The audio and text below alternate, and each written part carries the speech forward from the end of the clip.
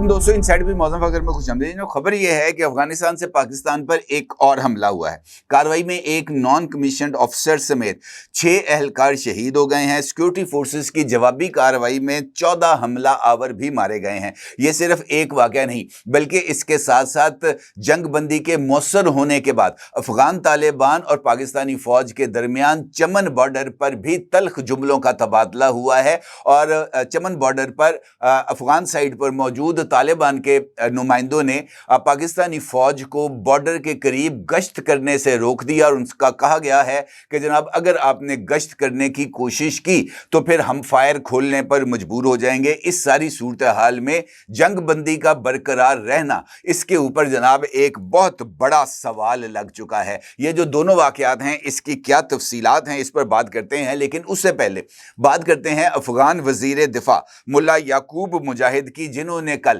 एक online press conference भी की है और उसके साथ साथ उन्होंने अल जजीरा को एक इंटरव्यू भी दिया है। इसके अंदर कौन से अहम पॉइंट्स हैं इसके ऊपर भी बात करूंगा, लेकिन उसके साथ साथ कतर ने जिसने कल एक नया बयान जारी किया है और पुराने बयान को उन्होंने अपनी वेबसाइट से हटा दिया है। इस स्टोरी की क्या डिटेल्स हैं ये भी आपके साथ शेयर करता हूं, क्योंकि ये बड़ी इंपॉर्टेंट डेवलपमेंट्स हैं जिनकी रोशनी में ये जो सीज फायर है या जंग बंदी है इसका बरकरार रहना मुझे बहुत ही ज्यादा मुश्किल दिखाई देता है। कल जब ये जो जंग बंदी का एक डॉक्यूमेंट सामने आया और उसके बाद अफगानिस्तान की हुकूमत के जो तर्जुमान हैं ज़बीउल्लाह मुजाहिद, उनकी तरफ से एक 5 हिस्सों पर मुश्तमिल एक पोस्ट भी सामने आई और मैंने कल के वीलॉग में आपके साथ पाकिस्तान, कतर या तुर्की इनके मौक़िफ़ के बरखिलाफ मैंने आपके साथ सिर्फ अफगान हुकूमत के तर्जुमान की तरफ से जारी किए जाने वाले बयान की रोशनी में बात की थी और वहाँ पर भी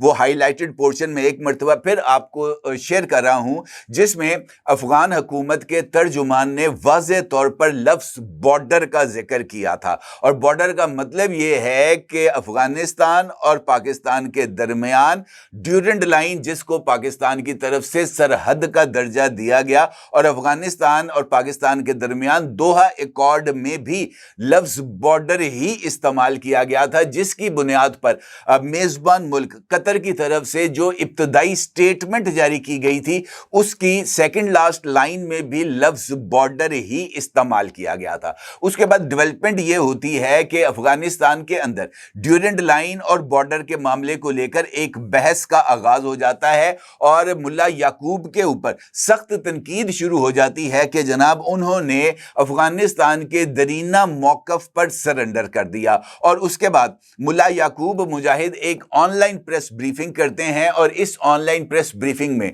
मुल्ला याकूब एक मर्तबा फिर पाकिस्तान और अफगानिस्तान के दरमियान सरहद को एक फर्जी लकीर करार देते हैं और उनका यह मानना था और उन्होंने मीडिया के साथ गुफ्तगू में भी इस बात का इजहार किया कि दोहा में पाकिस्तान के साथ होने वाले मुज़ाकरात में ड्यूरेंट लाइन का कोई जिक्र नहीं हुआ। पाकिस्तान और अफगानिस्तान के दरमियान जो भी गुफ्तगू हुई मुल्ला याकूब के मुताबिक वो महज ये जो सरहदी तनाज़ात की बजाय ब्रॉडर पर्सपेक्टिव में थी और इस गुफ्तगू में फौरी तौर पर सीज फायर का पर इत्तफाक किया गया और सीज फायर दोनों तरफ ने मंजूर की। ये इस डायलॉग का सबसे इंपॉर्टेंट एस्पेक्ट है मुल्ला याकूब के मुताबिक। और उसके साथ साथ उन्होंने इस बात का जिक्र किया कि अफगानिस्तान का कोई हिस्सा इस वक्त किसी और के कंट्रोल में नहीं है। तमाम अफगानिस्तान के ऊपर ये जो अमारात अफगानिया है इसकी हुकूमत है और उन्होंने कहा कि कोई भी ग्रुप चाहे वो किसी भी नाम से हो वो अगर पाकिस्तान पर हमलावर है तो ये पाकिस्तान का अंदरूनी मामला है। अफगानिस्तान की सरजमीन किसी के खिलाफ इस्तेमाल नहीं होने दी जाएगी, ये हमारी कमिटमेंट है। ये उन्होंने मीडिया ब्रीफिंग के अंदर इस बात का जिक्र किया। उसके बाद जब अल जजीरा को उन्होंने इंटरव्यू दिया तो अल जजीरा में भी उन्होंने इस बात का इजहार किया ड्यूरेंट लाइन के हवाले से कि जनाब ये एक ایک ایسا جو ہے وہ صورتحال ہے جس کے اوپر بعد میں بات کی جائے گی. ابھی ڈیورنڈ لائن کے اوپر ہم نے کسی طرح کی کوئی نیگوسیشن نہیں کی اور انہوں نے پاکستان کے اوپر جو اس وقت جاری کارروائی ہے اس سے بھی اپنے آپ کو دور قرار دیا. اور ان کا یہ کہنا تھا کہ یہ جو صورتحال ہے پاکستان کے اندر دہشت گردی کی, اس کو پاکستان سے خود نبٹنا چاہیے. یعنی ملا یعقوب نے یہ جو بعد از یہ جو معاہدہ ہے اس کے بعد کی دی جانے والی سٹیٹمنٹس میں انہوں نے ٹی ٹی پی سے جو ہے اوپنلی کھلے بندوں علیحدگی اختیار نہ کرنے کا موقف اختیار کیا, جو کہ بہت ہی زیادہ معنی خیز ہے. اس کا مطلب یہ ہے میرے نزدیک یہ جو سچویشن اس وقت نظر آ رہی ہے اس میں افغان طالبان جو ہیں وہ دفاعی پوزیشن اختیار کرنے کے موڈ میں نظر نہیں آتے, اور ایسا لگتا ہے کہ معاملات کو حل کرنے سے متعلق پاکستان کی طرف سے جو سفارتی اقدامات کیے گئے ہیں طالبان کی طرف سے اور ملا یعقوب کی طرف سے دیے جانے والے بیانات سے لگتا ہے کہ وہ ناکافی رہے ہیں, اور پاکستان ایک اور تنازع کی طرف دھکیلا جا سکتا ہے جس سے وہ بچنے کی کوشش کر رہا ہے, یعنی فل فلیج وار افغانستان کے ساتھ. اسی طریقے سے یہ جو قطر کی سٹیٹمنٹ ہے اس کا پہلا عکس آپ اپنی سکرین پر دیکھ سکتے ہیں. سرخ رنگ کے اندر قطر کی یہ جو ایک ٹیمپلیٹ ہے اس کے اندر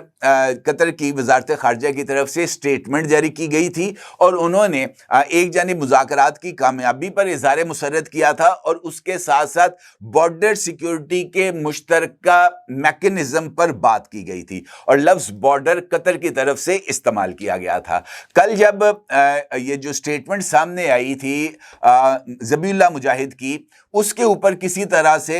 امارات اسلامیہ نے کوئی اعتراض نہیں کیا, اور ذبیح اللہ مجاہد کی یہ سٹیٹمنٹ اس وقت بھی ذبیح اللہ مجاہد کے ایکس اکاؤنٹ پر موجود ہے اور وہاں پر لفظ بارڈر بھی موجود ہے. لیکن اس کے باوجود ملا یعقوب نے اس معاملے کو قطر کی حکومت کے سامنے اٹھایا اور ان کے اوپر دباؤ ڈالا, اور ان کو اس بات کی وارننگ دی کہ اگر آپ نے اپنی سٹیٹمنٹ میں سے یہ بارڈر کا لفظ نکال کر نئی سٹیٹمنٹ جاری نہ کی تو پھر افغان طالبان حکومت اس جنگ بندی کے معاہدے سے دستبردار ہو جائے گی. اور قطر میں بیٹھ کر ملا یعقوب نے یہ دھمکی قطر کی حکومت کو دی, جس کے بعد قطر نے فیس سیونگ دینے کی کوشش کی طالبان کی حکومت کو, اور ان کی طرف سے ایک نئی سٹیٹمنٹ جاری کی گئی جس میں بارڈر کا کسی طرح کا کوئی ذکر نہیں, بلکہ اس خواہش اور امید کا اظہار کیا گیا کہ پاکستان اور افغانستان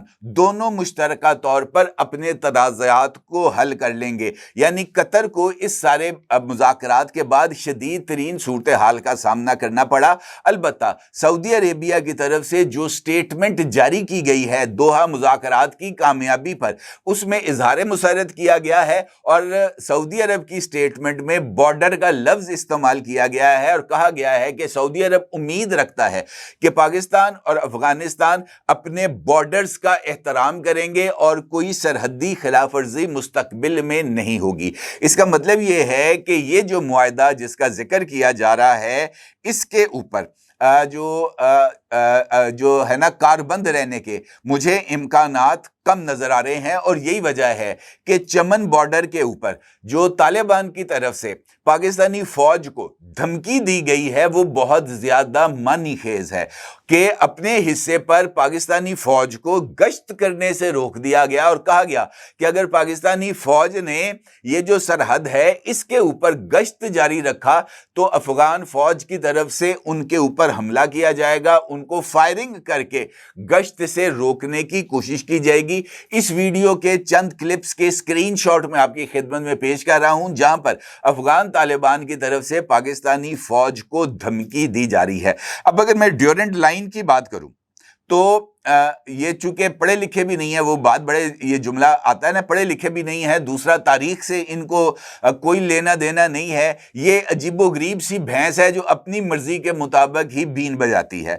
ماہرین کا یہ ماننا ہے کہ افغانستان اور پاکستان کے درمیان سرحدی معاملات کئی دہائیاں پہلے ہی طے پا چکے ہیں، لہٰذا بار بار اس معاملے کو اٹھانا غیر ضروری ہے۔ لاہور کی یونیورسٹی آف مینجمنٹ سائنسز لمس کے پروفیسر ڈاکٹر رسول بخش رئیس کہتے ہیں کہ 1946 تک افغان حکمرانوں نے اس مسئلے کو نہیں اٹھایا تھا، لیکن جب 1947 میں پاکستان کا قیام عمل میں آیا تو افغان حکومت نے اس مسئلے کو اٹھایا۔ اس وقت کی برطانوی حکومت نے افغان حکومت کے مطالبے کو یہ کہہ کر رد کر دیا تھا کہ یہ معاملہ بہت پہلے حل ہو چکا ہے۔ اسی طرح 1970s کی دہائی میں پاکستان اور اس وقت کی افغان حکومت کے درمیان، یعنی ذوالفقار علی بھٹو اور اس وقت میں سے داؤد شاہ حکمران تھے افغانستان کے، ان کے درمیان بھی خط و کتابت ریکارڈ پر موجود ہے، اور